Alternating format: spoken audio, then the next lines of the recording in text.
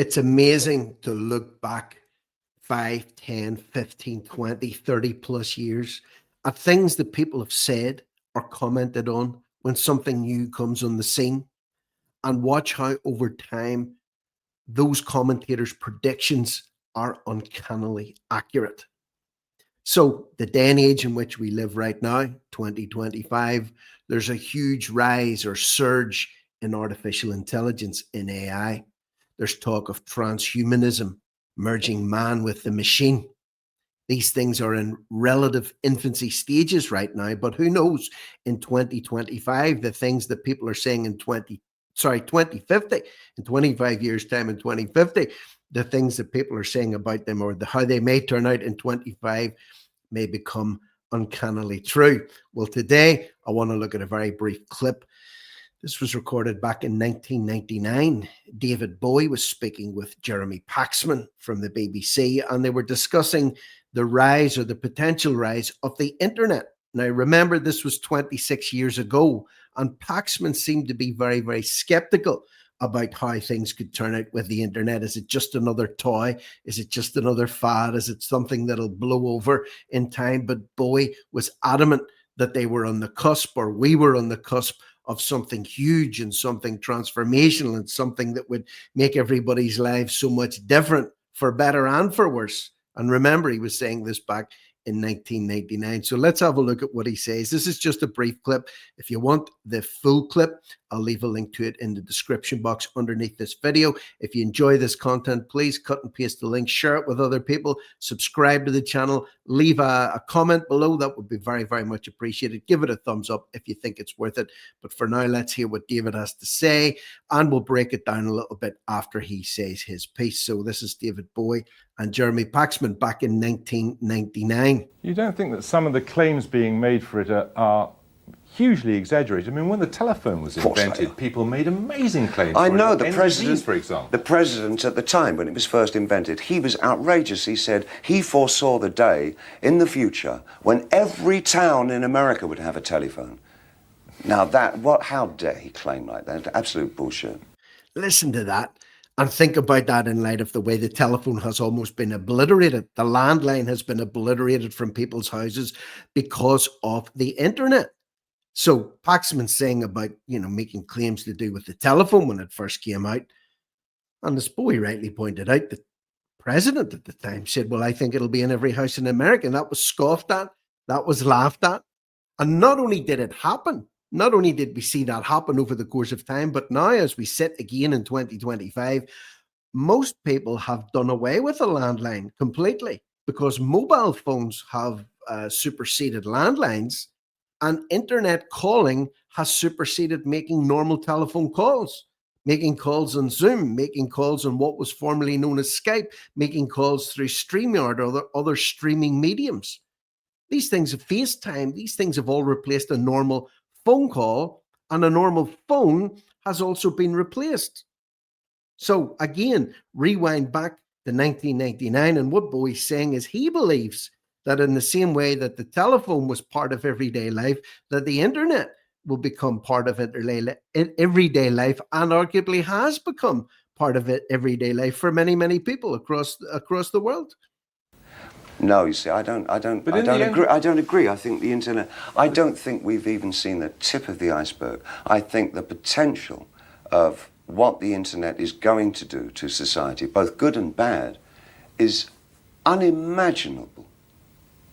I think we're actually on the cusp of something exhilarating and terrifying. It's just a tool, though, isn't it? No, it's not. No. No, it's an alien life form. What do you think? I mean, when you think then about the Is there future life on Mars? Yes, it's just landed here. Wow, listen to that in reverse. Is there life on Mars? Yeah, it has come to visit us. The internet is an alien life form. It's terrifying. It's exhilarating. We're on the cusp of something. And again, it hadn't even come close to developing back in 1999 to the point that it is at now in 2025. How would he know that the internet would get rid of telephones? How did he know that the internet would allow mobile phones to incorporate cameras? It would allow them to incorporate video cameras? would allow them to do face-to-face screen time conversations.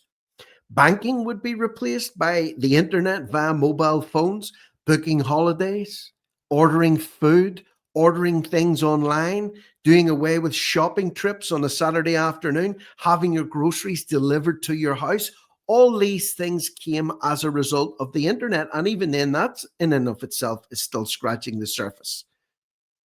Because back in 1999, there was no YouTube where somebody like me could pull a video from somebody like David Bowie on a national platform and critique it and speak to my camera and upload it to the internet, and then have someone like yourself, whoever you are that's currently listening to this clip at the moment, get exposure to this, think about it, share it with other people, reflect upon it, and maybe trigger other thinking in other areas.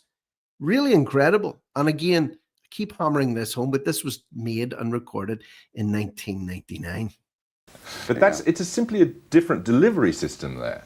You're arguing about something more profound. Oh yeah, I'm talking about the actual context, and the state of content is going to be so different to anything that we can really envisage at the moment, where the interplay between the user and the provider will be so in simpatico. It's going to crush our ideas of what mediums are all about. But it's happening in every form. It's happening in visual art.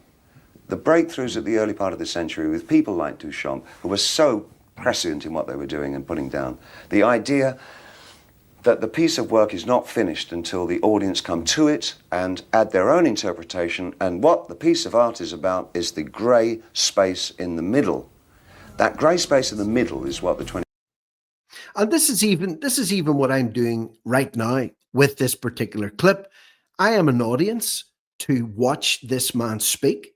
Then I am able to extract this one segment of what he says, provide my own commentary, my own personal observances on that, and upload it onto my own platform to be able to share it with you, whoever you are that's watching this. And then you have the choice to dig further into this particular topic or share this content with other people that you feel might be benefiting from receiving it.